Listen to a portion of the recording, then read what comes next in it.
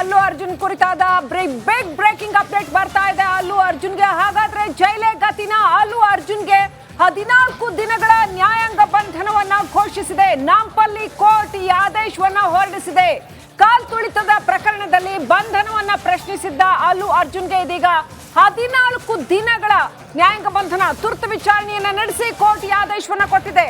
ಹಾಗಾದ್ರೆ ನಟ ಅಲ್ಲು ಅರ್ಜುನ್ಗೆ ಜೈಲೇ ಗತಿನ?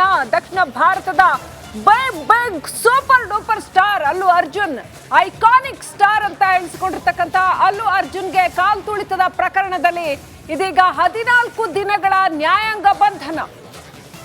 ಇವತ್ತು ಕೋರ್ಟ್ ತುರ್ತು ವಿಚಾರಣೆಯನ್ನ ನಡೆಸಿ ಈ ಆದೇಶವನ್ನ ಕೊಟ್ಟಿದೆ.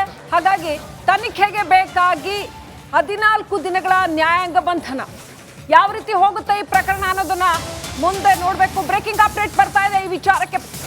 ನಟ ಅಲ್ಲು ಅರ್ಜುನ್ಗೆ ಜೈಲೇ ಗತಿ, ಪುಷ್ಪ ಇನ್ ಜೈಲ್ ಆಗತ್ತಾ? ಹಾಗಾದ್ರೆ ಅಲ್ಲು ಅರ್ಜುನ್ಗೆ ಜೈಲೇ ಗತಿನಾ ಪ್ರಶ್ನೆ ಇಲ್ಲ. ಈ ಕಂಬಿ ಎಣಿಸ್ಲೇಬೇಕೀಗ. ನ್ಯಾಯಾಂಗ ಬಂಧನ ಅಂದ್ರೆ ಜೈಲಿಗೆ ಹೋಗ್ಲೇಬೇಕಾಗತ್ತೆ. ಆ ನಂತರ ವಿಚಾರಣೆ ನಡೆಯುತ್ತೆ. ಮುಂದೇನು ಅನ್ನೋದು ಗೊತ್ತಾಗತ್ತೆ.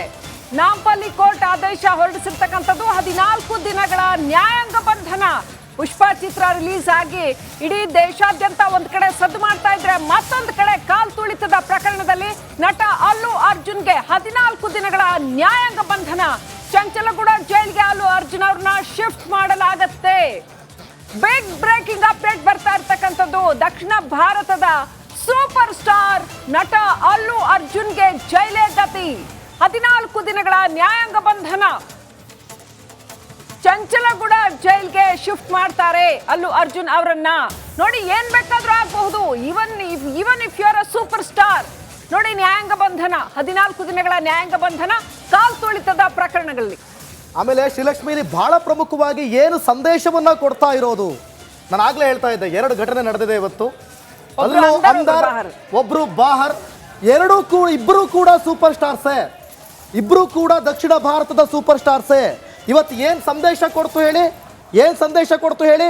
ಇಲ್ಲಿ ಅಲ್ಲು ಅರ್ಜುನ್ ಡೈರೆಕ್ಟ್ಲಿ ಇನ್ವಾಲ್ವ್ಡ್ ಆಗಿಲ್ಲ, ಆದ್ರೂ 14 ದಿನ ಜೈಲಲ್ಲಿ ಕೂರಬೇಕು. ಯಾತಕ್ಕಾಗಿ? ಒಬ್ಬ ರೆಸ್ಪಾನ್ಸಿಬಿಲಿಟಿ ಪರ್ಸನ್, ಒಬ್ಬ ಸ್ಟಾರ್ ನಟ, ಜವಾಬ್ದಾರಿ ಬೇಕಿತ್ತು. ಆ ಸಂದರ್ಭಕ್ಕೆ ತಕ್ಕನಾಗಿ ನೆಗ್ಲಿಜೆನ್ಸ್ ಮಾಡಬಾರ್ದಿತ್ತು, ಕೇರ್ ಮಾಡಬೇಕಿತ್ತು. ಒಬ್ಬ ವ್ಯಕ್ತಿ ಬೆಳೆದಾಗ, ಹೆಸರು ಮಾಡಿದಾಗ ಯಾವ ಥರ ಸಮಾಜದಲ್ಲಿ ಬದುಕಬೇಕು ಅನ್ನೋದಕ್ಕೆ ನಿರಂತರವಾದಂಥ ಕಳೆದ 7 ತಿಂಗಳಿಂದ ಒಂದು ಸಾಕ್ಷಿ, ಇವತ್ತಿನಿಂದ ಮತ್ತೊಂದು ಸಾಕ್ಷಿ. ಎರಡನ್ನೂ ಕೂಡ ನಾವು ಕಂಪೇರ್ ಮಾಡಿ ನೋಡಿದಾಗ ನಮಗೆ ಸಿಗ್ತಾ ಇರುವಂಥ ಉತ್ತರ ಒಂದೇ: ಕಾನೂನಿನ ಮುಂದೆ ಎಲ್ಲರೂ ಒಂದೇ.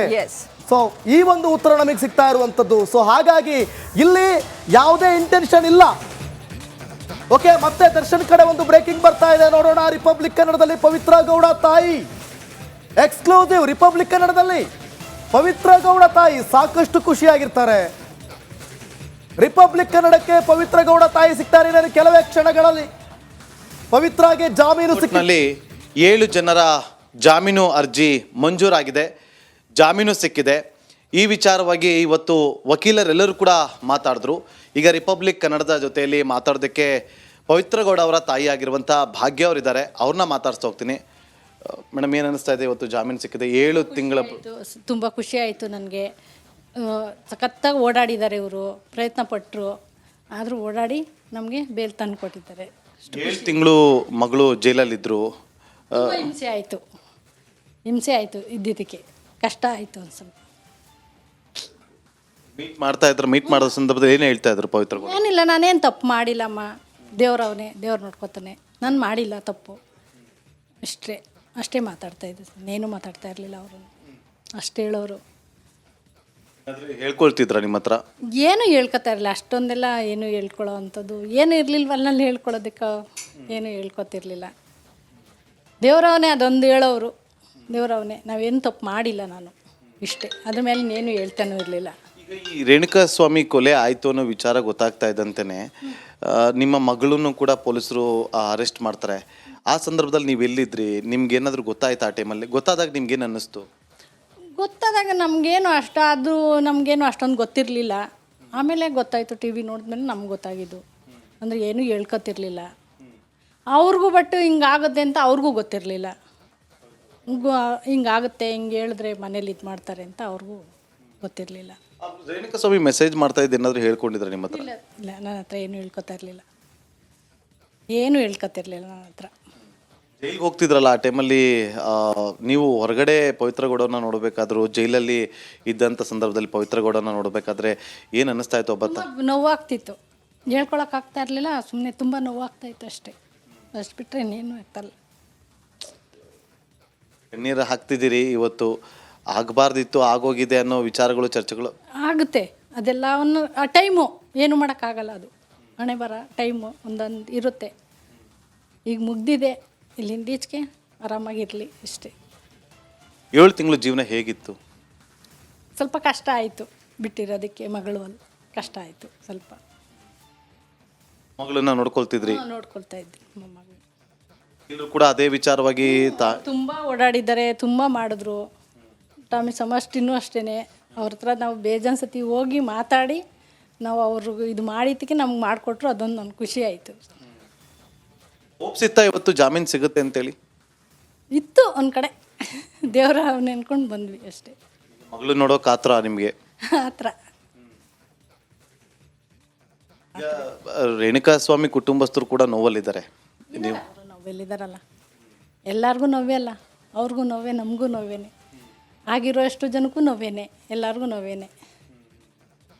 ಏನು ಹೇಳೋದಕ್ಕೆ ಬಯಸ್ತೀರಿ ರೇಣುಕಾಸ್ವಾಮಿ ಕುಟುಂಬಸ್ಥರಿಗೆ? ಏನು ಹೇಳೋ, ಅವ್ರಿಗೂ ಒಳ್ಳೇದಾಗಲಿ, ಅವ್ರಿಗೂ ಸ್ವಲ್ಪ ಬರಲ್ಲ, ಅವ್ರಿಗೂ ಒಳ್ಳೇದಾಗಲಿ ಅಂತ ಹೇಳ್ತೀನಿ. ಅವರು ತುಂಬ ನೋವಲ್ಲಿದ್ದಾರೆ, ಅವ್ರ ಕುಟುಂಬ ಕೂಡ ಇದ್ದಾರೆ, ಅವರು ನೋವೆಲ್ಲಿದ್ದಾರೆ. ಅದೇ ಒಳ್ಳೇದಾಗಲಿ ಅವ್ರಿಗೂ ಅಂತ ಒಂದು ಆಸೆ. ಈ 7 ತಿಂಗಳು ನಿಮಗೆ ಜೀವನ ಸಾಗಿಸೋದಕ್ಕೆ ಎಷ್ಟು ಒಂದು ಕಷ್ಟ ಆಯಿತು? ಹೇಗೆ ಜೀವನ ಸಾಗಿಸಿದ್ರಿ? ಎಷ್ಟು ಸರಿ ಮಗಳನ್ನ ಮೀಟ್ ಮಾಡಿದ್ರಿ? ತುಂಬ ಸತಿ ನಾನು ಹೋದಾಗಿಂದನೂ ಹೋಗ್ತಾನೆ ಇದ್ದೀನಿ, ಬರ್ತಾನೆ ಇರ್ತೀನಿ. ಆದ್ರೂ ಏನು ಮಾಡೋಕ್ಕಾಗಲ್ಲ, ಅದು ದೇವ್ರು ಎಷ್ಟು ದಿನ ಹಣೆಯಲ್ಲಿ ಬರ್ದಿರ್ತದೋ ಅಷ್ಟು ದಿನ ಆಗಲಿ, ಬರಲಿ. ನಮ್ಮ ಮಗಳು ತಪ್ಪು ಮಾಡಿಲ್ಲ, ಒಳಗಡೆ ಬರ್ತಾರೆ ಅನ್ನೋದೊಂದು ನಂಬಿಕೆ ಇತ್ತು ನನಗೆ. ಲಾಯರ್ ಇದ್ದಾರೆ, ಬಿಡಿಸ್ಕೊಬರ್ತಾರೆ ಅನ್ನೋದೊಂದು ನಂಬಿಕೆ ಅವ್ರ ಮೇಲೆ ಇತ್ತು ಅಷ್ಟೇ. ಚಪ್ಪಲಿನಾಗ ಹೊಡೆದ್ರು, ಈ ಥರದ್ದೆಲ್ಲ ಅಲ್ಲಿ ವಾದಗಳಾಯಿತು ಕೋರ್ಟಲ್ಲಿ. ಆ ಹಂತಕ್ಕೂ ಕೂಡ ಹೋಗಿತ್ತು, ಯಾಕೆಂದರೆ ರೇಣುಕಾಸ್ವಾಮಿ ಅಷ್ಟು ಮೆಸೇಜ್ಗಳನ್ನು ಮಾಡಿದ್ರು ಅನ್ನೋದು ಕೂಡ ಚರ್ಚೆಗಳಾಗ್ತಾ ಇತ್ತು. ಅದು ಕೆಲವು ನಂಗೆ ಗೊತ್ತಿರಲಿಲ್ವಲ್ಲ, ಅದನ್ನೇನು ನಾವು ಇದು ಮಾಡ್ಕೊಳಕ್ಕಾಗಿಲ್ಲ. ನಮ್ಗೆ ಗೊತ್ತಿದ್ರೆ ಏನೋ ಒಂದು ಹೇಳ್ಬೋದು, ನಮಗೇನು ಗೊತ್ತಿಲ್ಲ ಅದ್ರ ಬಗ್ಗೆ. ನೀವು ಜೈಲ್ಗೆ ಹೋದಾಗ ಏನು ಕೇಳಲಿಲ್ವಾ ನಿಮ್ಮ ಮಗಳ ಹತ್ರ? ಇಲ್ಲ, ನಾನು ಮಾಡಿಲ್ಲ, ನಾನು ಹೊಡೆದಿಲ್ಲ ಅಂತಲೇ ಹೇಳೋದ್ರು. ಎಷ್ಟು ಕಷ್ಟ ಆಗ್ತಿದೆ ಅವ್ರಿಗೆ ಜೈಲಲ್ಲಿ? ಕಷ್ಟ ಆಗುತ್ತೆ.